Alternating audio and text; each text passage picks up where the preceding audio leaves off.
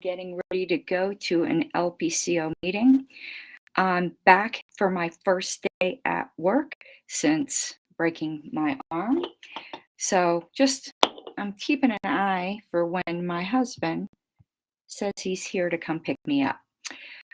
Hopefully we'll get a few people in the stream, otherwise I'll watch it later. I seem to have a little bit of a lag time in watching my video.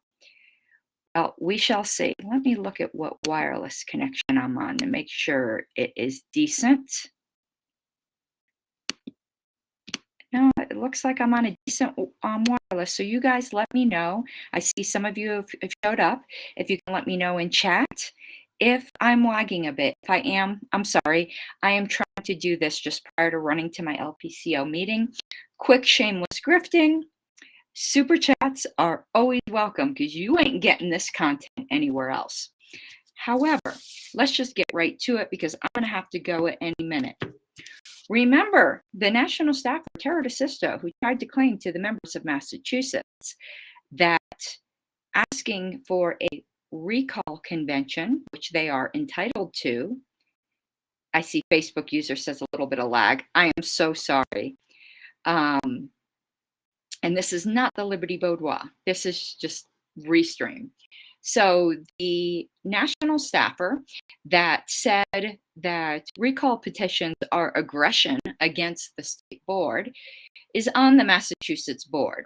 And that petition by the members of Massachusetts for a special convention, which they are allowed to do under the bylaws, they did it perfectly within the rules, even though that national staffer tried to claim dues payers weren't actually dues payers, and that the petition itself was aggression and all of that crap. So today apparently is their last day to put out a notice of this special convention to comply with the petition from the members. And they're having a board meeting tonight. And guess what? All of their board meetings prior to this one have been public, but this one is not public. This one's being held in secret. I wonder why. I wonder if they're going to try to claim it's executive session. I don't know that yet, so I'm not going to say that's what they're claiming. So I told the concerned members that unfortunately there is no absolute right to attendance at meetings. There's no absolute right to that. I think there's an absolute libertarian right. But when it comes to parliamentary rules, there is no absolute right unless it's in your bylaws or in a special rule of order, which I'm told it's not. Now, libertarians should have nothing to hide. Libertarians should have absolutely nothing to hide. However, they're deciding that this meeting will be secret. We're yet to see if it will be an executive session. The difference being, if it's an executive session, then members don't even get to see the minutes. If it's just no public attendance, they should be able to see the minutes. But all of it is shady as hell because they have, KW says they said it will be an executive session. Ask them for the justification. I need to look up Francis and Francis because a little birdie told me that Francis and Francis does not have provision for executive session. So somebody needs to ask Ms. Ashley Shade what her justification is. But if you're going to go by what is typically a justification for executive session, it's not to save your asses because you don't want to get thrown out in a recall election. That is completely corrupt if that is the reason that they're doing it. The only reason for executive session is for things like political strategy that you don't want in the hands of rival parties, like you're about to do a petition and you don't want people paying petitioners off not to take your petition, or for legal strategy. You don't have a legal case against your own members exercising their rights under the bylaw. This is completely, absolutely shady. What kind of shit are they trying to pull? And why is a national staffer being paid by your donations colluding in this? And of course, they moved to censor Joshua Smith for pointing out the shadiness at this national staffer, but they're not doing anything about the national staffer themselves.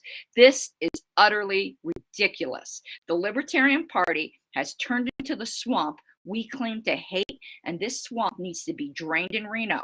But that's not going to help like Massachusetts, because that needs to be drained at the state level and at other states. I'm only picking on Massachusetts right now because that is what's going on tonight. But there are other states, and another one I'm about to expose to you. And the connections to national on this one are even closer than connections to national in Massachusetts. Shady, corrupt shit. The fear of a Mises planet is great, to the point that they will completely abandon their ethics.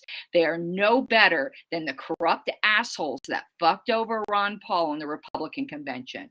They're acting just like shady ass Republicans.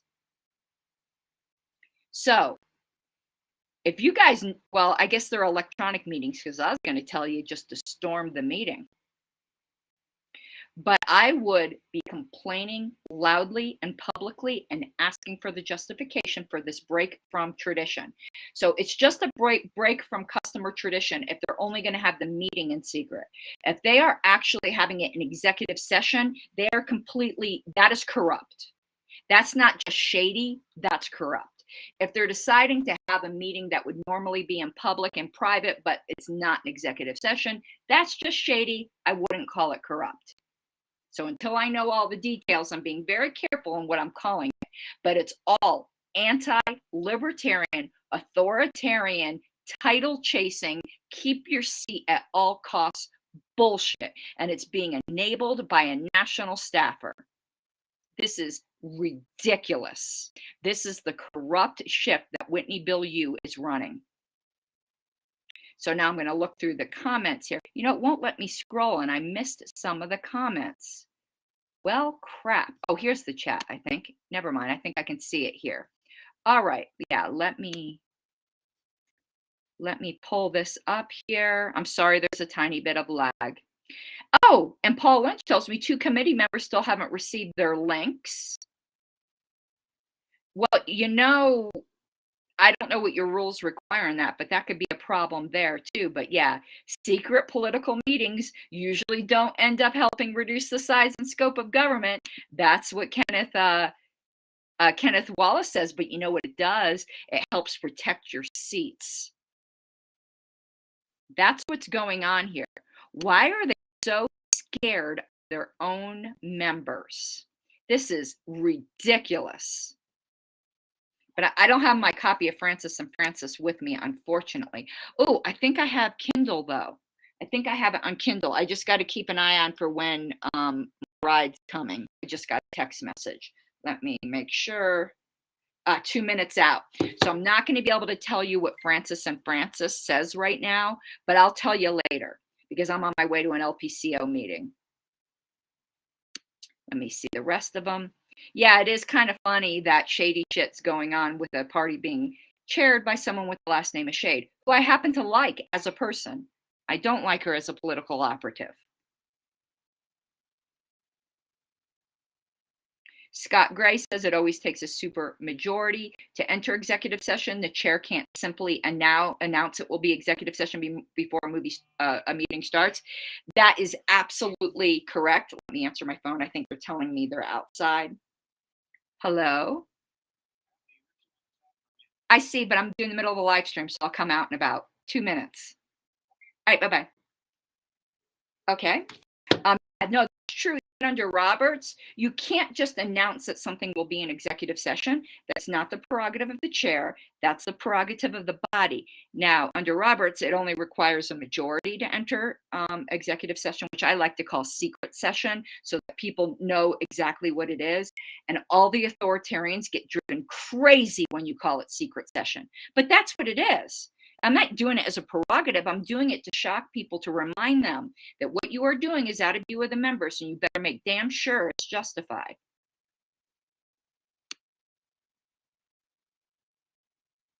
Yes, Scott Gray says, Francis says nothing about private meetings. Okay, I was going to double check that. So I don't know what her shady justification is. And from what I understand, 2 former state chairs were planning on attending this meeting tonight.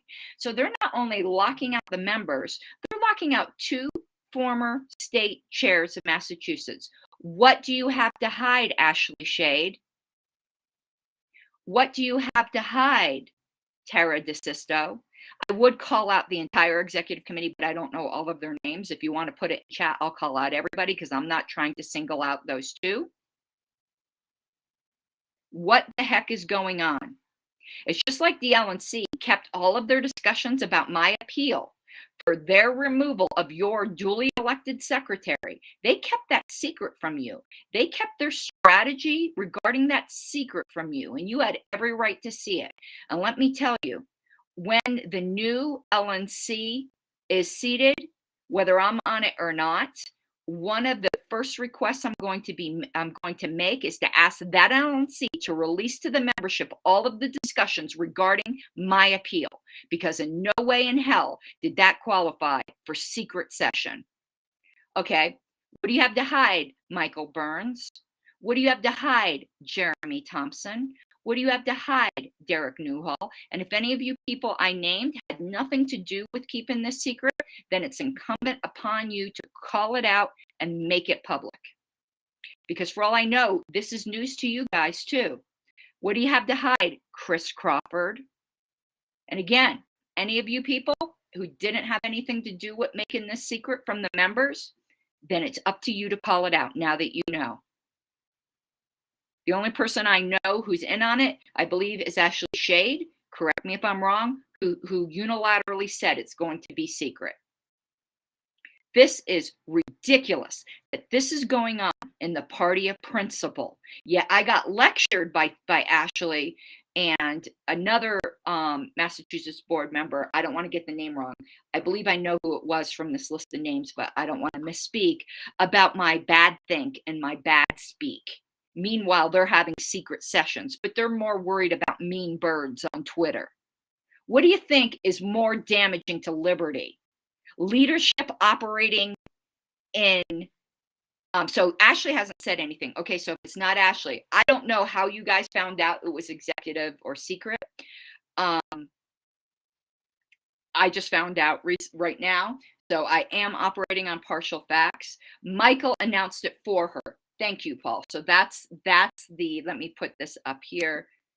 So Michael on the board announced it for Ashley, I'm assuming, in the Slack channel an hour ago.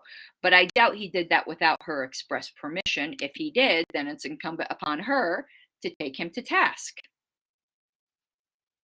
But what is more damaging to liberty? A mean bird on Twitter or conducting business in secret and gossiping about members exercising their rights to a special convention to recall you?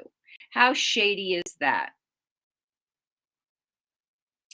All right.